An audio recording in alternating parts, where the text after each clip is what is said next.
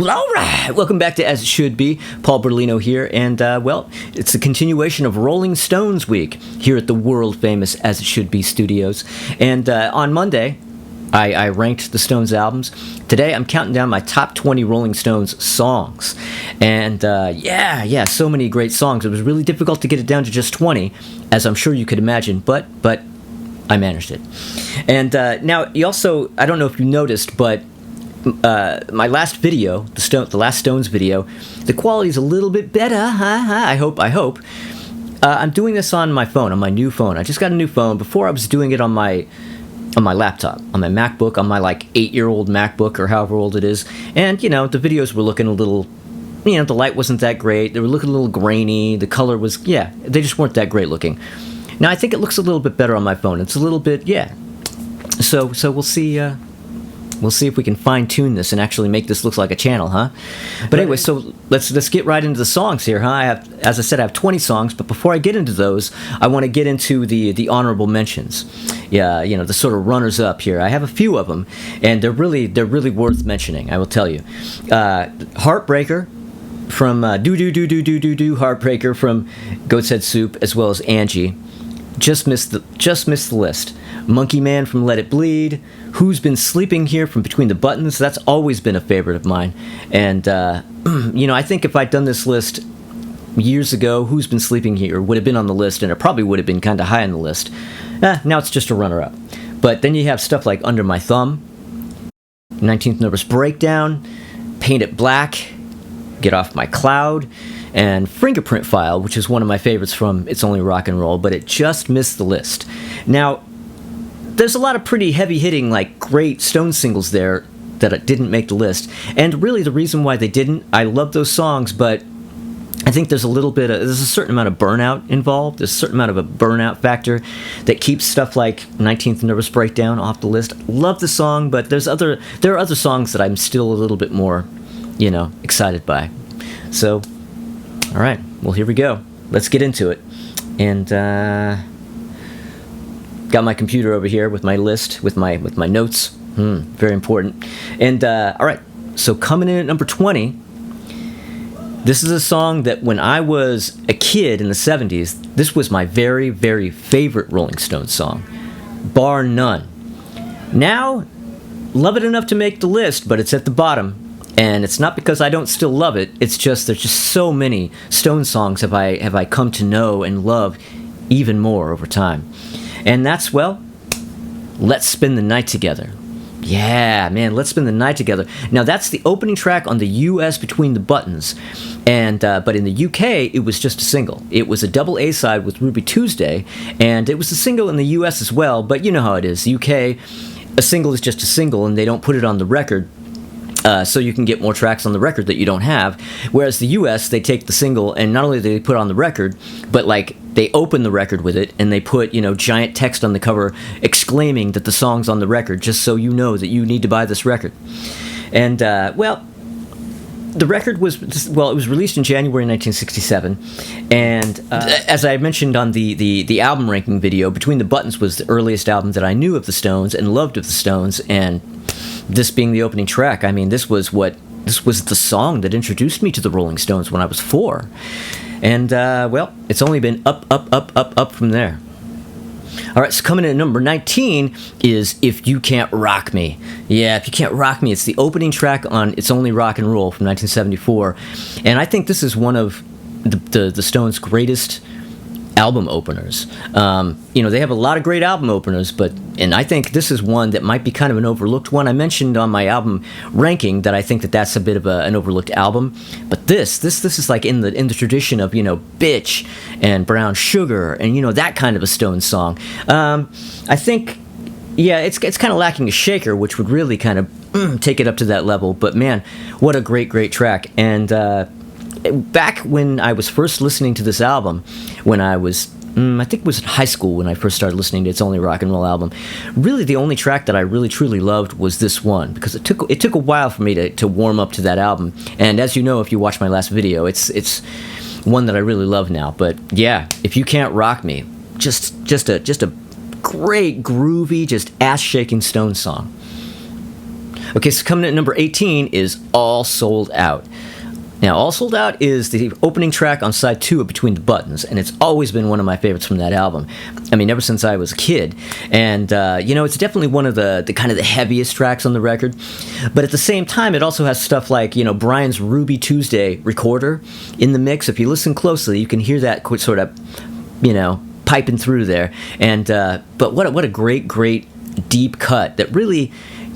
I almost feel like it could have been a single, but maybe that's just me. I'm probably just biased. Anyway, great, great track. All Sold Out. Okay, so coming in at number 17 is Beast of Burden. Yeah, one of the great singles from Some Girls from 1978. Man. Now, this is a track that's mostly by Keith, but Mick kind of came in and tweaked the lyrics a little bit, but this is mostly a Keith song. And man, what a song. I mean, this is one of those songs that kind of made the summer of 78 and into 79. I mean, this really just takes me back to when I was a kid. And wow, those days when every day was summer and the Stones were putting out kick-ass singles still, right? But Beast of Burden is one that I think I probably didn't like as much back in the day. I think this is one of those songs that I think I probably considered to be a little bit more kind of an adult track. It wasn't rocking, like some of the songs that I really liked. I didn't like the slow stuff as much as a kid. And but now this is one of my favorites. I mean, I think of all the songs that I already mentioned, that this song made it on the list over. Yeah, great track. Great track, Beast of Burden. All right, so coming in at number 16 is Bitch from 1971's Sticky Fingers album. And man, this is the opening track on side 2 of that album. And talk about an absolute classic. I mean, I can't believe this probably would have been a big single if not for the title. That's probably the big thing. I mean, this really is screaming to be a radio classic by the Stones.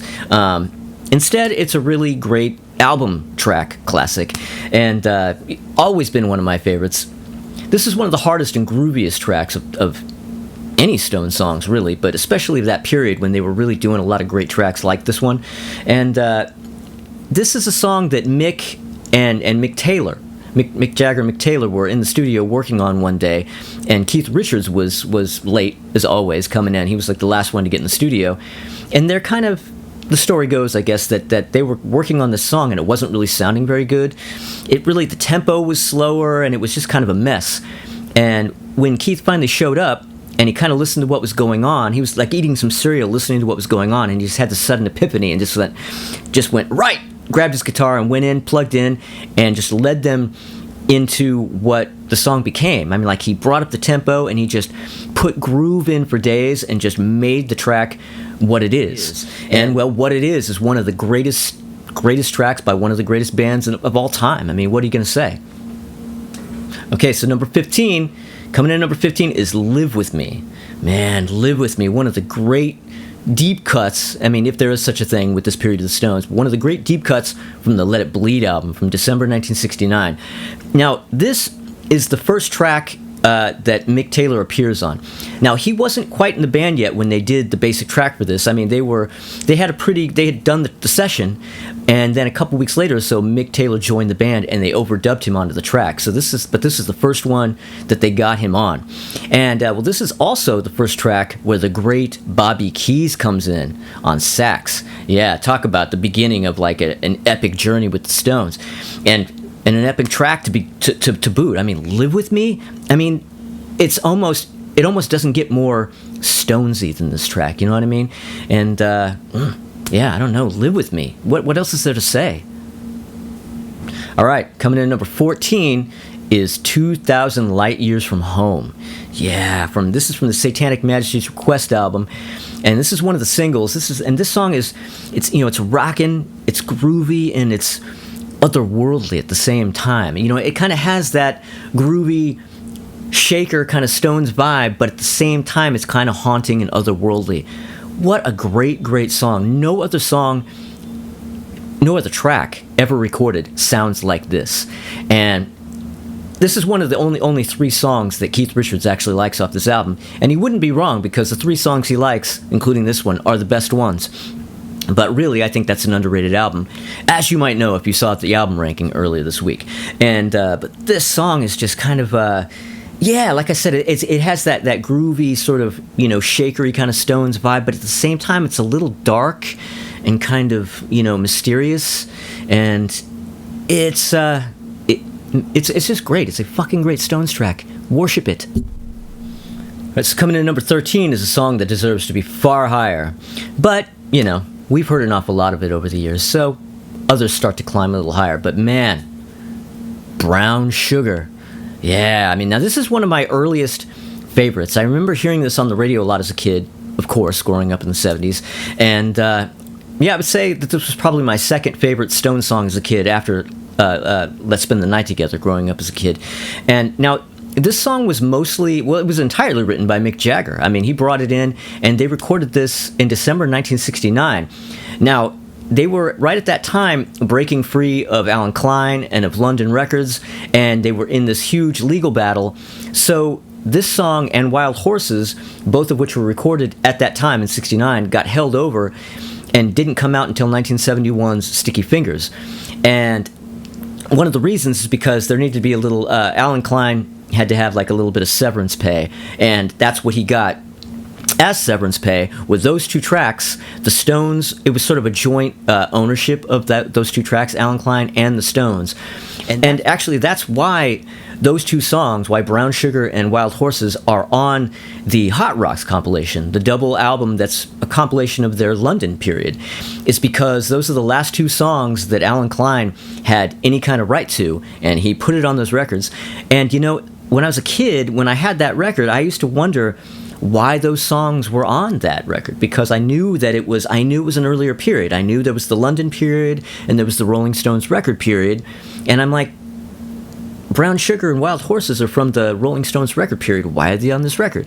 That's why, because Alan Klein and the Stones each sort of had joint custody. So there you go. All right, so number 12 brings us to Street Fighting Man. Yeah, Street Fighting Man, definitely one of the best songs on Beggars Banquet. I think actually this is my favorite song on the album. In fact, I think that's probably what I said on the first video. But yeah, I mean, this is by far one of the Stones' most political tracks, and it sounds like your standard electric guitar based Stones song, right? Well, it does sound a little odd. It has its own sound to it, and that's because it's actually entirely acoustic instruments except for the bass. The guitars are all Keith, and he recorded them on acoustic guitar into a cassette deck, and it has that sort of overdriven, distorted sound going into the cassette deck, which is why the guitars are a little distorted. But yeah, it's all acoustic guitars, and it's a really, really, really cool effect. And that's, of course, what gives that track its distinct sound. I mean, no other track sounds like this song. Yeah, Street Fighting Man, number 12. Okay, so coming in at number 11 is Can't You Hear Me Knockin' from Sticky Fingers. Man, what a song. One of the dirtiest, most just straight-ahead rock and roll songs from this album and from this period. A period that's pretty much the heaviest on those kind of tracks. And man, such a good one. Now, they recorded this in only one take, if you can believe that. Now, the song itself, I mean, the track is like, a good 6 minutes long, but the song itself is only really 2.5 minutes long. They were doing the track, going in, just doing the 2.5 minute track that they intended, and they came to what they considered the end, and they thought that the tape had been stopped. And they kind of, faded, and then just kind of faded back into a jam. They just decided to kind of entertain themselves for a while, and they went into this improvised jam, with Bobby Keys and the whole thing, but they didn't think they were being recorded. Well, at the end of it, they were just really, really happy with what they had just done, and were really especially pleased to find that it had actually been recorded. And yeah, and they were so happy with it, they ended up leaving it on the album. And man, aren't you glad they did? Yeah, Can't You Hear Me Knockin'? Right, it's coming in at number 10, Time Waits for No One.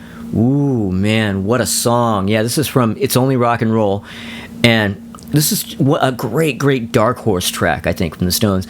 And this is one that kind of crept up on me a number of years ago. I kind of really didn't notice it for a long time, and then all of a sudden it just hit me like, oh my god, this is an incredible song. And it's kind of in the feel and vibe-wise, it's almost kind of like in the Waiting on a Friend kind of, on the Waiting on a Friend tip.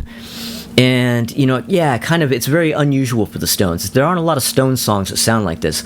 But man, great, great lyrics, great feel, and great atmosphere. And it features Ray Cooper on percussion right there. That is a sign of quality right there. If Ray's on it, it's got to be good. Time waits for no one. Okay, so coming in at number 9 is Yesterday's Papers. Yesterday's Papers, such a great track. It's the opening track on the UK version of Between the Buttons. It's the second track on the US version, and which is how I knew it, of course, growing up. And it's the first Stones track written entirely by Mick. Now, this track has Brian playing vibraphone and Jack Nitzsche playing harpsichord, which is really kind of what gives it its vibe and its atmosphere. And it's just a really cool, unique kind of Stones track. There's a little bit of a daisies in the field kind of vibe about it, and it's very, very of its time. Yet at the same time, it's timeless. Okay, so coming in at number 8, She's a Rainbow. Oh man, this is such a great, gorgeous track. This is pretty much as full on Sgt. Pepper's Psych Pop as the Stones get, but man, they do it so well. And Brian plays the mellotron, and Jack Nitzsche does the string arrangement, and it's the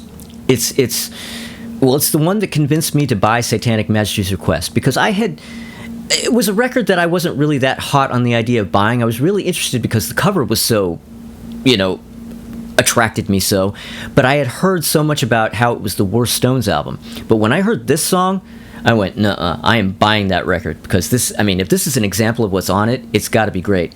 And it's great. All right, so coming in at number 7 is Waiting on a Friend. Yeah, whoa, what a track. Now, this is a song that was actually, the backing track for this was actually recorded in 1972 during the Goat's Head Soup sessions. And it just kind of sat unfinished in the vault until they were doing Tattoo You, and when they were compiling that, they went to this and went, wow, this is great, let's put some lyrics on it. I mean, Mick didn't have lyrics or anything, so the lyrics and the vocal and everything were done in 1981, and I mean, what a gorgeous track. Sonny Rollins plays sax, and it's, I mentioned, I think, on the album ranking video that Some Girls is very much like their New York album, but man, almost no Stones track is as New York as Waiting on a Friend. This is just... further illustrated, entirely illustrated by the video, which was shot on St. Mark's in New York City, on the stoop in front of the Physical Graffiti building, the building that's on the cover of Led Zeppelin's Physical Graffiti. Most of you probably know that, but it's definitely worth mentioning just in case you don't. I mean, what a cool thing that is. I mean, I don't know if that's intentional. I don't know if it was just random, if it just happened to be the case, or if there's some sort of connection that all these bands have to that building. Not sure. But yeah, there they are, right there on the stoop of that very building. And it's still there today, and it still looks exactly the same. And this song is at least as good as it was in 1981, if not better. Okay, so coming in number 6 is Sway. Oh man, Sway. This is my favorite track from Sticky Fingers, the second track on that album, and it's just, it's just like a great kind of sort of messy guitar rock track, and kind of like a relaxed tempo, and it's kind of like, it's really raw, and it's gorgeous, and it's beautiful. Like, it's just such a beautiful track. Now, Mick Taylor is the only guitarist on this track. Keith Richards does not appear on it playing guitar at all. He doesn't play bass, he doesn't play guitar, he's only on the backing vocals. And it's just, it's a stunning track. Now, Mick Taylor also claims that he contributed to the writing of the song, which I'm inclined to believe, because we all know how Mick and Keith operated. But man, I mean, again, what a gorgeous track. I mean, Sway. Does it get any better than that? Well, it does, because it's only in number 6, so it gets 5 times better than this. Well, it does, I guess, because it's only number 6, so there are 5 songs better than this, in my world. Okay, so coming in number 5 is Citadel. Man, Citadel. Second track on Satanic Majesty's Request, and probably the only, as far as I can think, yeah, I think that's probably pretty much the only straight-ahead sort of like raunchy guitar rock track on that album, and definitely one of the best tracks on the album. And what a track! It's one of the only 3 songs that Keith thinks is any good from that record, and well, I can't blame him. What a song! Red Cross did a great cover on their Teen Babes from Monsanto 1984 EP, so be on the lookout for that. But man. But the Stones version of this track, I mean, this is such... I mean, I have it at number 5 out of all the Stones songs ever recorded. So you know what I think about it. If you haven't heard this song, go to YouTube, go over wherever you have to go. Listen to this song. This is one of the greatest mid-60s Stones tracks that... This song alone could put you into a Stones mood. It will send you down a Stones rabbit hole. And, and you won't be sorry. Okay, so coming in number 4 is Dandelion. Oh man, Dandelion. This is kind of the ultimate Baroque Carnaby Street dandy Rolling Stones single. And, this is a single from, what was it, 1968? No, 67, actually. And this is the B-side, if you can believe it. This stellar track is merely the B-side of We Love You.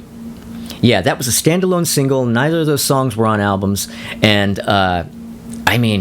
Dandelion should have been the A-side and We Love You the B-side, because, We Love You is a great song. I really like that track, but Dandelion's like 5 times the song.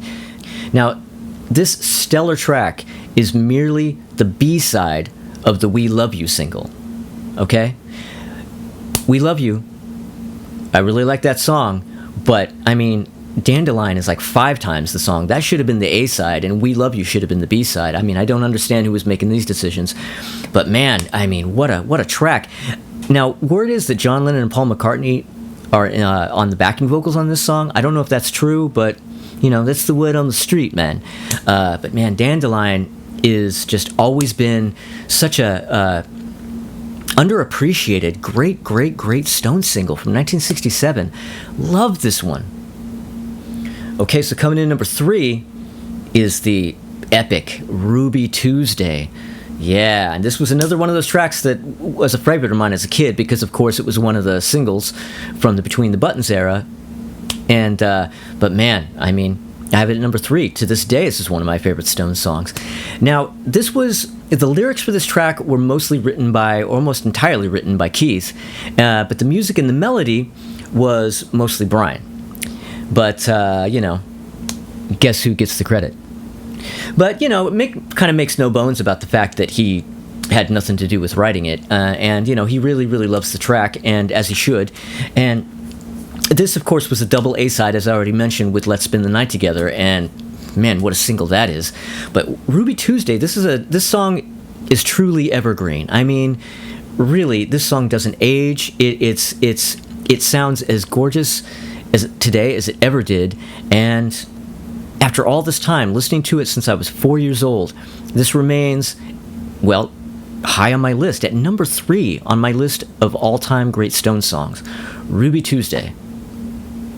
Alright, so coming in at number 2 is a song that really, really, really wants so badly to be number 1. It needs to be number 1. It's almost like 1B. I love this track so much, but when I get to number 1, you'll know why this is merely number 2. But this is Miss You. Yes, I love Miss You so much, even better than all these great 60s and early 70s Stones track that I've listed. Miss You is... I can't even put into words how much I love this track. Now, this... I remember distinctly when this came out. The summer of 1978 would not be the summer of 1978 without this track. Now, this takes me back to my grandma Bertolino's place and summer backyard pool parties. And they had a pool in the backyard, and there were lots of kids. And every summer, we were in that backyard jumping in the pool all day, all the time. And we were listening to the radio. We were listening to the latest hits on the radio. And Miss You was all over the place. And while this is an all-time track that pretty much, doesn't really exist in one time or place, at the same time, when I hear this, I'm sitting in the backyard at Grandma Bertolino's place. And, yeah, man, what a song. But, now, this was written by Mick and, arguably, Billy Preston, because it came out of a jam between Mick and Billy Preston when they were rehearsing for the surprise club gig they did in Toronto, the one that resulted in the 1977 Love You Live album. Now, the distinctive harmonica is a guy named Sugar Blue, who reportedly Mick found busking on the streets of Paris. And, and like with other songs, I mean, like I said, Billy Preston really kind of co-wrote this with Mick, but, you know how the songwriting credit went. But man, Miss You. I can't love this song enough. All right, so coming in at number one. The greatest Stones song. This was so easy. I had no trouble deciding what was... the minute I started making this list, this song went straight to number one. I knew right away what it was going to be. Gimme Shelter. Gimme Shelter. The ultimate Rolling Stones track for me. This is by far my favorite Stones track. I mean, I did kind of say that Miss You is kind of like right up against it, and I guess it kind of is, but Gimme Shelter it's the ultimate Stones album opener. Opening Let It Bleed from 1969, and it's dark and it's moody and it's groovy and it's gorgeous, and it's really truly one of the greatest tracks ever recorded by any band in the history of mankind, in my opinion. I mean, I'm a big Beatles geek. Beatles are my favorite band. Anybody who listens to my podcast or knows me knows this. And I'm when the whole Beatles versus Stones thing, I'm a Beatles guy. But this, Gimme Shelter, I could list a whole bunch of Beatles songs that aren't half as good as this. And Gimme Shelter. I mean, oh man. So now the backing vocals, of course, are by the late great Mary Clayton. Now, they had this track pretty much in the can. I mean, they were at the point of mixing this when Jimmy Miller, who's the guy, of course, who produced it, went, we could use a female backing vocal, I think. We need a female vocalist in this mix. And so he gets Jack Nietzsche, right? Was it Jack Nietzsche? Yeah, it was Jack Nietzsche, looking at my notes. He says, we need somebody in here in the next couple of hours, in the next hour, in the next half an hour, make some phone calls, get us a female vocalist in here. Well, Jack calls up Mary Clayton, who was in bed because it was a late night session. And so in rolls a very tired and a very pregnant Mary Clayton. And she comes in and she just absolutely tears that place apart, brings the walls down with her performance in this song. I mean, anybody who knows the song knows there's that one great moment when she starts singing Rape, Murder, It's Just a Shot Away. And that one time when she says murder, when her voice cracks into a scream. And deep in the mix, you can hear Mick going, whoo, because she's just fucking killing it. So she goes in there and absolutely lays everything to waste and goes straight back home to go to bed and ends up having a miscarriage. Yeah. I mean, ooh. And it's such an interesting thing because she then went on to do a solo album. I think it was in 1972. She did a self-titled solo album, and the opening track on that is a cover of Gimme Shelter. And I always thought, that's kind of odd. I would think that maybe she would have sort of this thing about this song where she just doesn't even want to remember because it would remind her of this very, very painful event.